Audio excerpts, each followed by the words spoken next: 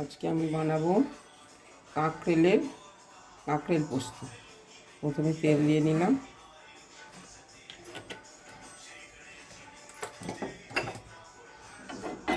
চালিয়ে নেবো তেলটা।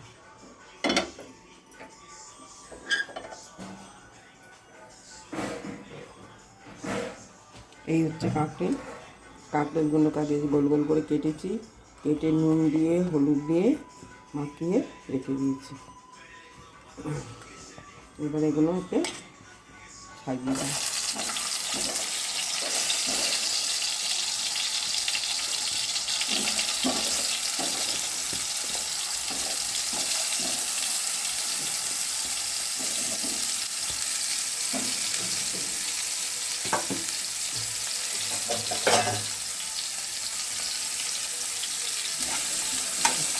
একটা করে মুখে দিয়ে দেবো।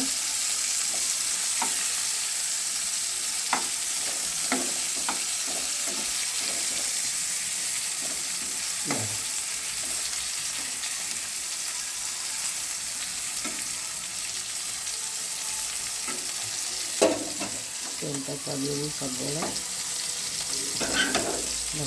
জোরে করে রেখে দিয়েছি, ছোটোটা ফিরে আসছে। এক পিঠটা হয়ে গেল, এরকম দিকটা এক পিঠটা অল্প করে ভাজবো, বেশি না। এক পিঠটা বেশি করে আর এক পিঠটা একটু অল্প করে ভাজবো।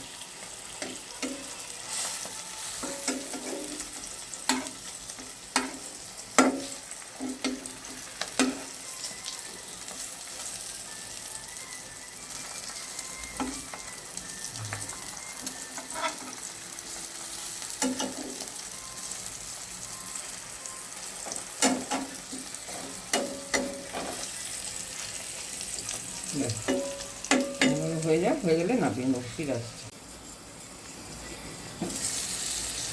হয়ে গেল।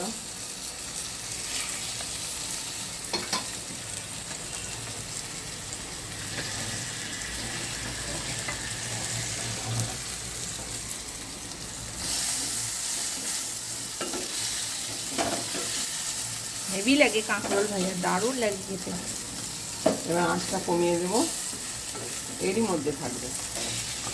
সব দিয়ে দিলাম যতগুলো ভাজা ছিল।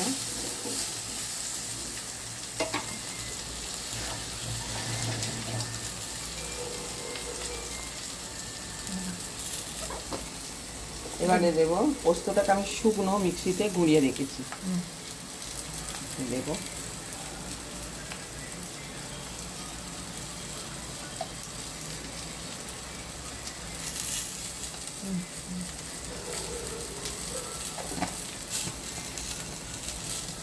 আর দেবো একটু শুকনো লঙ্কা গুঁড়ো, টেস্টের জন্য।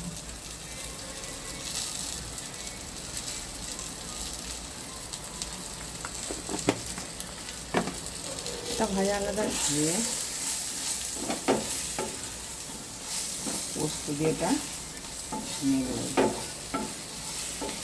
এটা আপনি পোস্ত ছিটেও একটু ওদের ইয়ে করতে পারেন, বা এরকম জল দিয়ে একটু ছিটে যেন পোস্ত ছিটেও ভাজে না।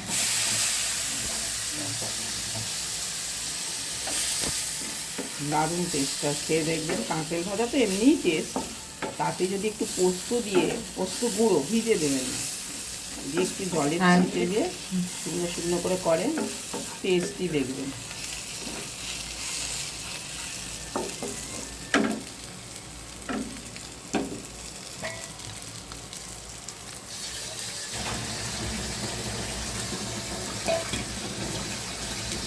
তুলে ফেলতে হবে।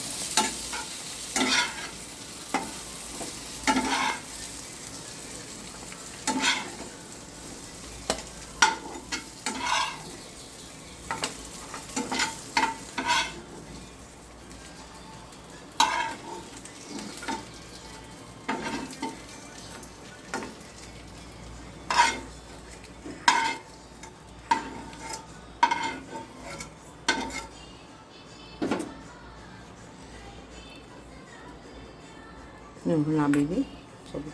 টেস্টি কাঁকরেল পোস্ত বাড়িতে বানিয়ে খেয়ে দেখবেন, সবাই চেটে পুটে এক থালা ভাত দিয়ে খেয়ে নেবে, আর কিচ্ছু লাগবে না।